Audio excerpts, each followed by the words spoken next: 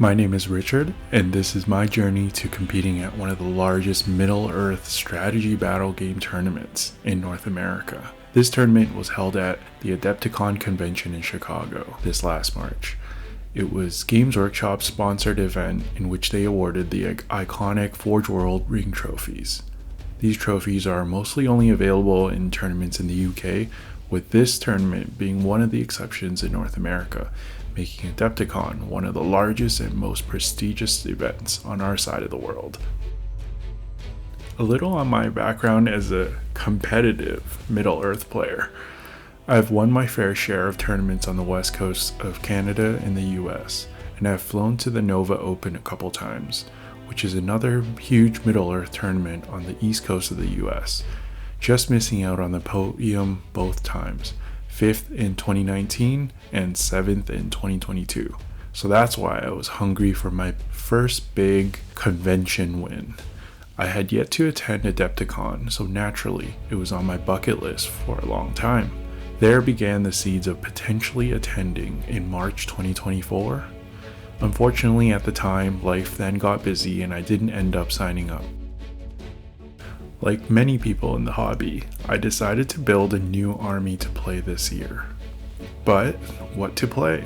For some background, I don't enjoy playing the cookie cutter rank and file armies.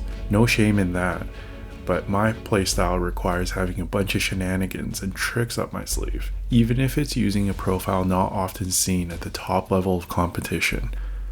Our local league hosts tournaments of all points levels, but the year-end finale, Clash on the Coast, historically is usually set at the higher end at 800 points. So of course, the army I chose would have to have the ability to scale to this points level. After several sleepless nights, I had an eureka moment, and I decided on a historical alliance mix of Azog's Legion and Hunters. Azog's Hunters are the meta army at low points, with their high numbers and glass cannon builds, but most players would say they don't scale well to higher points levels because of their many weaknesses such as low defense and courage, as well as having limited options in that army. The other half of my army would be Azog's Legion. Most top players would agree they aren't super competitive because the two main heroes, Azog and Bolg, are so expensive that they can lose you a game if they are shut down by magic or you just have unlucky dice rolls. But my thought was, by mixing these two armies, they seem to cover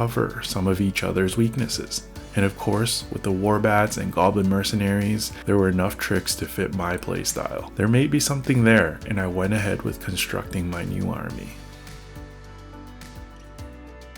I saw Alisher, one of the top players in North America, post results from a tournament that he ran, and I asked about the details of one of the winning lists. Next thing I knew, tickets, flights, and hotel were booked. Now, what to take to Adepticon? I entertained the idea of bringing my brand new idea of Azog's Legion and Hunters, having not played a single game with them yet, even though I was now confident in my theory that there was competitive potential there. I'm lucky enough to have a group of strong players that I can bounce list ideas off of in these times of need, which include the Into the West team as well as some of our former guests that we've had on the podcast. Looking out for me, they mostly told me my idea was hot garbage. Well, that was mostly just Andrew, but for the most part, they all told me to play some of my more infamous armies, including the Spider Queen Watcher, Witch King Spider Queen, Gwahir Galadriel, or the Battle of Five Armies Alliance. They made sense, as I've had tangible results with multiple tournament wins with these armies, but I just had a strong gut feeling of really wanting to play with my new idea. And our hobby is all about having fun first, right? So with limited amount of time to decide my army, I attended a local tournament a few weeks before Adepticon. This tournament was only 650 points compared to the 750 points for Adepticon, but my army had a very similar base and play style.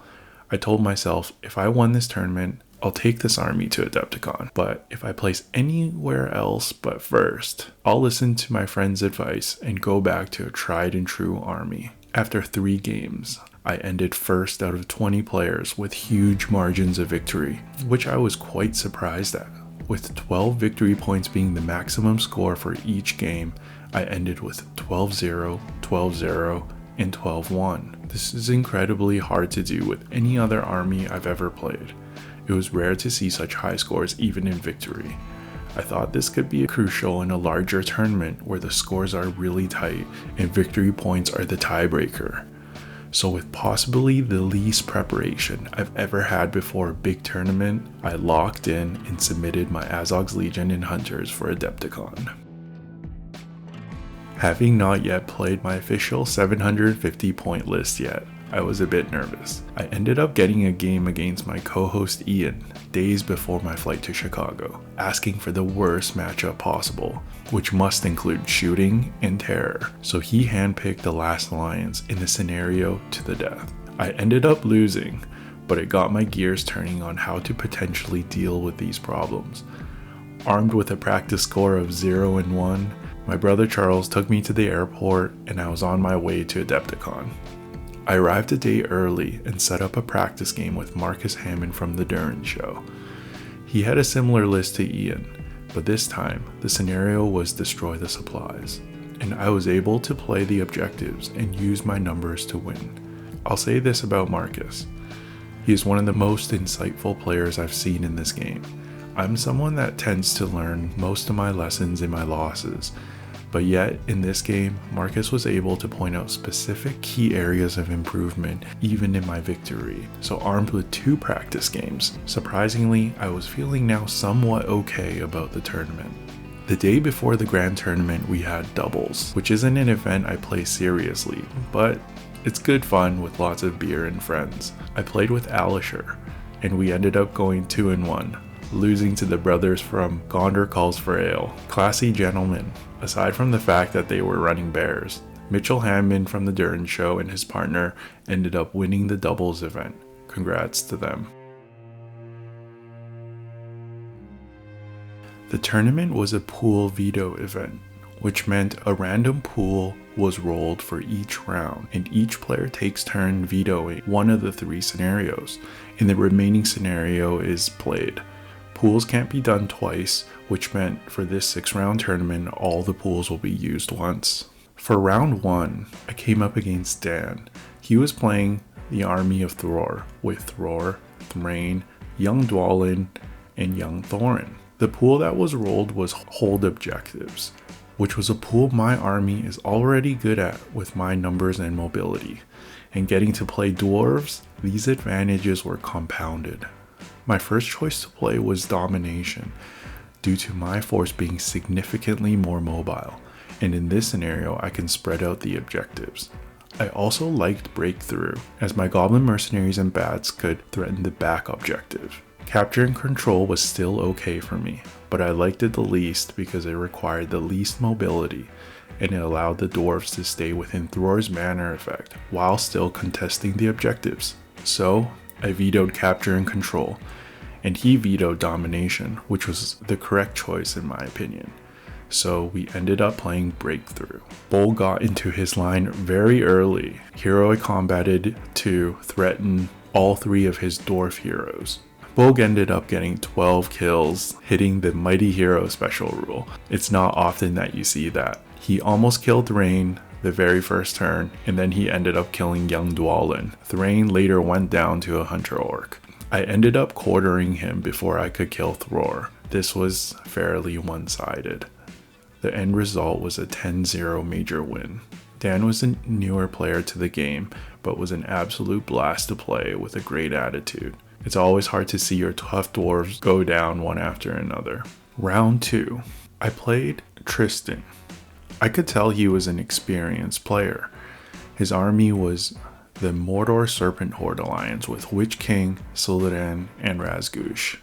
At this point, I was a bit nervous for this round, not gonna lie, as I'm coming up against the meta list in 2023 in Witch King and Slytherin. If you haven't seen our video, go check it out after. My army also struggles against terror and spellcasters, especially in the fighty pools. My armies would prefer an objective scenario against this list. Turns out it was kill the enemy pool, just as I feared. However, I did have a few outs, as I did outshoot him by a fair margin, which always helps in this pool. Lords of Battle and To the Death were close in preference for me. Neither gave me a big advantage, but I could shoot him a bit before combat hits. I liked Lords of Battle slightly more due to the fact that it's usually easier to score victory points, and also it would be hard to kill his banner into the death as it's on Solodan. Contest of Champions was scary for me, even though I had Bolg. It would be a coin toss in seeing if Bolg could resist the Witch King's magic. Luckily, he vetoed Contest of Champions, and then I vetoed to the death, so we ended up playing Lords of Battle in round 2. The game started, and I deployed in a choke, in a very defensive position, forcing him to run up with his main force. He did try to flank me with a warband of Serpent Horde. I took him by surprise and Bolg Tokyo drifts in the first turn to kill a few black Numenorians. The mercenaries then deployed in the back line to threaten him, but Suludan ended up killing them all. My bats were able to harass his line, knocking Razgush over and over again, and it also prevented his bat from getting in. The Witch King at the end was almost sniped by Narzug the last turn. I ended up with a 10-0 major win. The game was actually pretty one-sided, partially due to Tristan's poor rolls, but he took it well and he was a great opponent and was a pleasure to play with. Round 3, I was moved on to top table. I matched up with Scott. Scott is one of our patrons hailing all the way from Los Angeles, California. He's known for his dedication to all things Isengard. I was really looking forward to playing him for the first time, though I was also a bit nervous for this matchup. He had a good 10 models on me. Saruman Grima tandem would be tough to deal with. Saruman could neutralize Bolg and Grima would be threatening objectives with nothing in my army to threaten him. The pool was rolled, and it was object scenarios. We both had great armies for this pool, but I felt confident in any of these. I liked Destroy the Supplies the most because he didn't have any bows and had to run across the board to me. I also had the Goblin Mercenaries to threaten his supplies, while defending my own with my 3 bats to his 1 Kerbane. Seize the Prize was also tempting as he didn't have Heroic March, but with Saruman and a Kerbane, it felt like with a few bad rolls, it could end badly. My last choice was Retrieval. I still had similar advantages as in Destroy the Supplies, but I felt it may be hard to score lots of victory points here, especially if he camps his horde on the prize. So he ends up vetoing first, and he vetoes Retrieval. I vetoed Seize the Prize, so we end up playing Destroy the Supplies. He starts out the game by marching forward, but leaving 2 warbands to guard the supplies on the left and the right, leaving his middle supply open. He later tells me this is a trap to activate my Goblin Mercenaries. However, I think he miscalculated how far he moved his warriors up, as the middle objective was right on a terrain piece. The Goblin Mercenaries deployed right on top of the objective and cleared it before he could return. He sent the Oathmaker back to deal with this rabble goblin warband, but loses the fight. The mercenaries eventually clear another supply. Fimble and 1 Berserker rush the other side and clear the final supply. His Saruman blasts Bolg off the warg, and then later on in the game commands a Hunter Orc that was trapping Grima to allow him to clear one of my supplies. Once the lines clash, my Hunter Orcs and Bats took care of his Wildmen and Orc horde. This ended up being a 12-2 major win for me. Scott is an absolute master of Isengard. He knows the army inside out, but luckily I was able to capitalize early on his mistake and just snowball my advantage to victory. Great game. Round 4. Staying on top table now for the second game. My opponent was Jordan from Wisconsin. I could tell he was a very calculating player, and I could tell he was here to win with his army composition. He had Galadriel, Theodred, Legolas, and Boromir of Gondor. It felt like something I would usually play. The pool that was rolled was the unique scenarios. This was the only pool that I didn't want against him. There was only one favorable scenario here for me, and if he was as calculating as I suspected, he would veto it. I wanted to play Fog of War to utilize my numbers and mobility. The other two scenarios felt like a lose-lose situation. Clash by Moonlight, I had to face down a bunch of throwing spears with elf shooting, backed up by blinding light, and then Assassination felt almost like an unwinnable matchup against Legolas, unless I guessed which hero he was trying to assassinate early and just hit him. Either way, not a good feeling. Of course, he vetoes correctly and gets rid of Fog of War. After a long deliberation, I veto Assassination, so we play Clash by Moonlight. The game starts out with a bit of a dance. Moving forward, we inch up in the darkness. Bolg was able to shrug off a command from Galadriel and hid himself from shooting as best as he could. I run in carefully. He didn't end up shooting that well, but he still ended up killing 10 models from shooting. I rush Galadriel with mercenaries in his back line, and the bats also back the mercenaries. I was able to take all the fate off Galadriel, but no wounds dealt. Theodred ends up killing Fimble one-on-one, and Boromir kills the mercenary captain. And then in the last turn, we break each other. So this ends up as a 4-6 minor loss. Not taking away from Jordan's play, but I felt I would match up against his army in any other pool. I was truly between a rock and hard place when it came to scenario selection, but well played by Jordan. We ended day 1 around 9:30 p.m. After 4 games of 750 points, I was absolutely exhausted, but the West Coast group was still able to have a great time rehashing the day and strategizing for the next over a late dinner. Now the beginning of day 2 and round 5. I'm currently sitting at 7 with 2 games to go, so there is still a chance at podium if I win my next 2 games. I match up with Mitchell from the Durin Show and a fellow player from the West Coast. He's always a tough opponent, and it's always harder having to face off with friends as we both want each other to do well, especially in such a high stakes tournament. He took the host of the Dragon Emperor with the Dragon Emperor, Rutabi, and Brogrir. The scenario pool was maneuvering. This felt fair.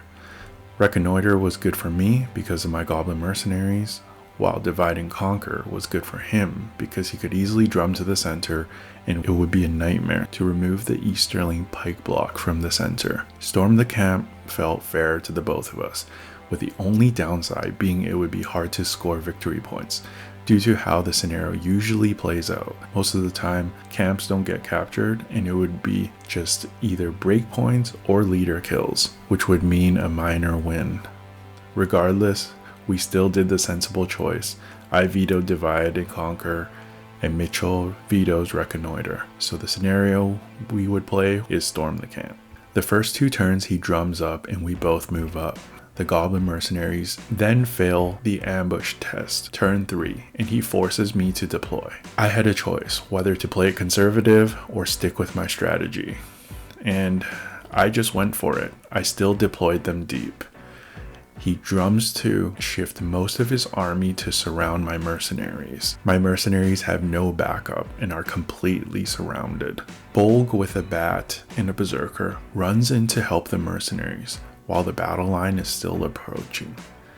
Bolg resists all of Brogir's magic as he did roll quite terribly, but flops in combat with 2 highs and takes wounds from Easterling warriors. In a show of confidence, the Dragon Emperor decides to dismount to jump into Bolg and kill him with a bunch of his Easterling warriors. At the same time, Mitchell is also sending his cataphract with a drum, moving 15 inches a turn towards my camp, skirting the edges of the board. And I have 1 hunter orc with bow in my camp, with 2 trailing and running back to help out. The hunter orc in my camp gets really lucky and was able to snipe the cataphract as it ran into my camp.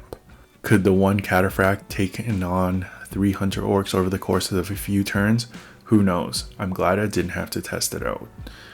The lines clash and hunter orcs and Gundabats start killing a lot of Easterlings without the banner reroll. The battle lines continue to fight. His rolls go cold. Compounded by the lack of banner effect, I start to rack up some serious kills. In the last turn, I was able to break the Easterlings without being broken, and Fimble heroic combats into his camp, killing the few defenders that were there, and I ended up capturing his camp. So in the course of one turn, Mitchell went from being up 3-0 to me taking the major win 9-3. Even in this win, there were plenty of mixed feelings. I was happy with my gameplay and the result, knowing I'm now competing for a podium spot, but having to take down one of my practice partners and friends from the West Coast was bittersweet. This was definitely my hardest game in this tournament. The last round, round 6, I'm currently sitting in 3rd and playing on table 2. I match up against Riders of Theoden. My opponent rocks up to the table in a custom Riders of Theoden jersey. Incredible points on theme. He had a total of 17 models with Theoden, Dernhelm, Darrowine, Elfhelm, Gamling, and Aylmer, filling out the rest with Rohan Royal Guard, but extremely hero heavy. The last pool that was left was Maelstrom of Battle. I liked my chances here because of my numbers advantage, and even though he was more mobile than me, I could still hang in that area. I liked hold ground here the most because it would force him to fight me rather than to keep skirmishing, and I was confident in my army to win that fight against him. And I wanted to score as high as I could in this last round to secure a podium finish. Command the Battlefield was also still good because I could utilize my shooting and numbers, but I didn't want to drag out the game having to hunt down his cavalry all over the board. Heirlooms is also surprisingly good for me, but it's heirlooms, and like all competitive players, we hate this scenario. Like the gentleman that he is, my opponent vetoes heirlooms of ages past, and so I veto Command the Battlefield and we play hold ground. He deploys first. Theoden rolls a 6, but then everyone ends up rolling a 2 or 3, and he opts to not spend might, surprisingly enough. I'm not sure I agree with that decision, but he had his reasons. Bolg arrives behind Dernhelm and 1 Royal Guard, also close enough to Theoden. Fimble burns 2 might to come close beside Bolg and behind Theoden. I ended up killing both warbands within 2 turns. He realizes his only out for the win is to break himself and hope for the game to end as soon as possible, as he only had 17 models and he was currently sitting in the center. In the next turn, I break him. I was able to also position my army to fully surround the center the following turn before we started rolling for the game end. I win the roll off and get a full surround. He calls hero combats with all his heroes, but I kill everything but his heroes and swarm the center. He rolls a 1 right away and the game ends. It was a 12-0 major win. So the final result came to be I came in second out of 85 players. Alisher ended up winning the event for the 2nd year in a row. I really had the best time in this event.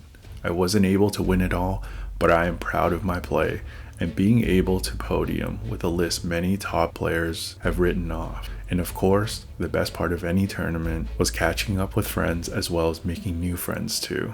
I even made a new friend from Germany. Shout out to Max. I also wanted to shout out our sponsor Baron of Dice. I used all their dice all tournament long and they served me well. They got a great selection of Middle-earth themed dice. Go check them out and use our promo code WEST for 5% off. And thanks to all our patrons, especially the ones who came to Adepticon, we had a very strong showing with 4 finishes in the top 10. Come join our chats in Discord and check out our extra content, link in the description below. And also shout out to all of you who came up to me in Adepticon to tell me that you watched the show. It really means a lot, and it was great meeting all of you. Adepticon was truly a world-class event. Well done by Josh, Ray, and the rest of the Chicago team. I highly recommend this event for any Middle-earth player. I'll definitely be back to try for gold. Thanks for listening to my story. Until next time on Into the West.